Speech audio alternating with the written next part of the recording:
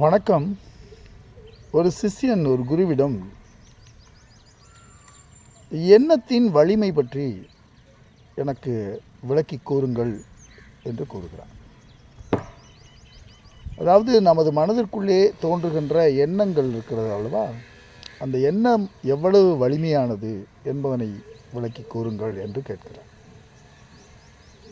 அதாவது இந்த பிரபஞ்சம் முழுவதுமே எண்ணத்தின் வடிவம்தான்.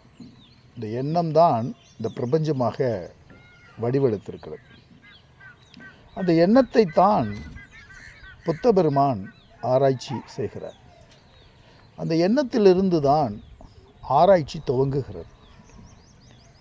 அப்போ இந்த எண்ணம் என்பது தான் பல்வேறுபட்ட மரம் செடி கொடிகளாகவும் உயிரினங்களாகவும் இந்த உலகமாகவும் விரிந்திருக்கிறது.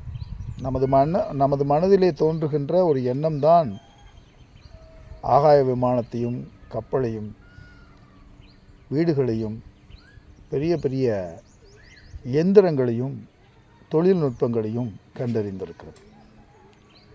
அப்போ அந்த எண்ணங்களுக்கு அடிப்படை எது என்று ஆராயும் வேளையிலே உணர்வுகள் தான் எண்ணங்களுக்கு அடிப்படையாக இருக்கின்றது.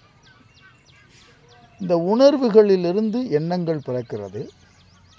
அப்போ உணர்வுகள் எங்கிருந்து பிறக்கிறது என்ற ஒரு கேள்வியை கேட்போமானால், குணங்களிலிருந்து உணர்வுகள் பிறக்கிறது. அதாவது சத்துவம், ரஜஸ், தமஸ் என்ற உணர்வுகள், குணங்களிலிருந்து உணர்வுகள் பிறக்கின்றன. சரி, இந்த குணங்கள் எங்கிருந்து தோன்றியது? அறியாமையிலிருந்து குணங்கள் தோன்றியது. அறியாமை எங்கிருந்து வந்தது? அறிவிலிருந்து அறியாமை தோன்றி, அறிவிலிருந்து அறியாமை தோன்றியது என்பது தவறு.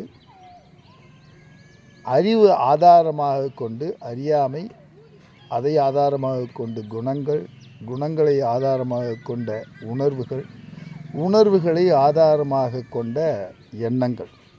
ஸோ இப்படி தான் அந்த எண்ணங்கள் வடிவெடுக்கிறது.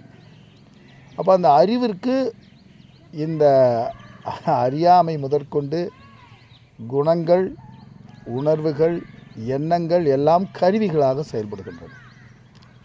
அந்த அறிவு சாட்சி சுரூபமாக இந்த உலகமாக, இந்த கருவிகள் இந்த உலகமாக விரிந்திருக்கிறது. அந்த அறிவு சாட்சி சுரூபமாக இருந்து கொண்டிருக்கிறது. அப்போ இந்த எண்ணங்கள் சாதாரணமாக தோன்றி சத்தியத்துவம் பெற பெற பெற பெற அந்த எண்ணங்கள் அந்த வடிவமாகவே மாறுகின்றன. இன்னொருபடி மேலே போய் ஒரு நபரை கூட இந்த எண்ணங்கள் ஒரு நபருக்காக உருவாக்க முடியும். இந்த பிளிக் பர்சனாலிட்டி உள்ளேருந்து இன்னொரு நபரோட அவங்களால் இன்ட்ராக்ட் பண்ண முடியும், அவங்களோட வாழ முடியும். அந்த எண்ணங்கள் அவர்களை விட்டு வெளியில் வந்து ஒரு மனிதனைப் போலவோ, ஒரு மிருகத்தைப் போலவோ, ஒரு உலகத்தைப் போலவோ வருகின்ற தன்மை இந்த பிரபஞ்சத்திற்கு உண்டு. இந்த இயற்கை, இந்த மாயை விவஸ்தையற்றது. அதனால் செய்ய முடியாத காரியம்னு ஒன்று கிடையவே கிடையாது. அப்போ அந்த எண்ணங்கள் வலுப்பெற அந்த எண்ணங்களாகவே மனிதனும், எண்ணங்களாகவே விலங்குகளும், எண்ணங்களாகவே தாவரங்களும் மாறி அவைகள் இந்த பிரபஞ்சத்திலே தினசரி மலர்ந்து கொண்டே இருக்கின்றன. அப்போ இந்த வரிசையை நாம் புரிந்து கொள்ள வேண்டும்.